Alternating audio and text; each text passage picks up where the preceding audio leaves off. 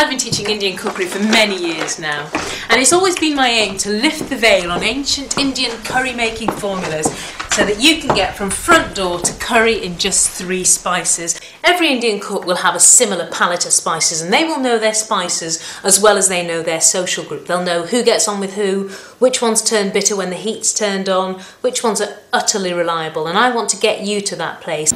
Indian grocers like this that remain in English areas should be rewarded in the spirit of integration.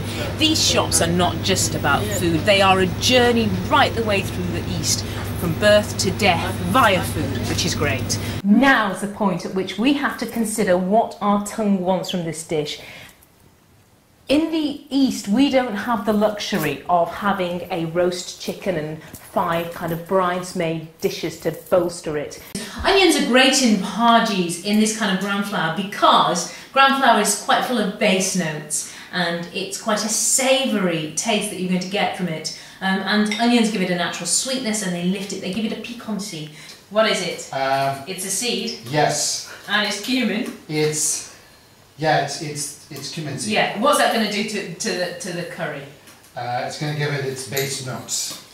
It is, yeah, I like that.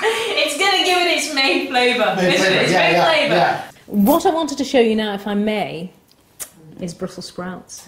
Now then, when we see them at the Christmas feast, it's like having someone from the WRVS there, isn't it? They're such an unpopular vegetable, but treating them in this way is almost a bit like giving them a gin and tonic and a karaoke mic, isn't it? It turns us all into magicians, you know, it's something, it almost reaches out to that kind of childhood feeling that you got when you got your first chemistry set and you turn these little dry chemicals into something that effervesces. That's how I feel about these strange, sad, forgotten vegetables. Poppadoms, they come in packets like this, you deep fry them, you've got a complete social event within about 4 seconds. Mummy's like the Yoda of Indian cookery. It's mainly monosyllables, but they're very potent monosyllables. About right?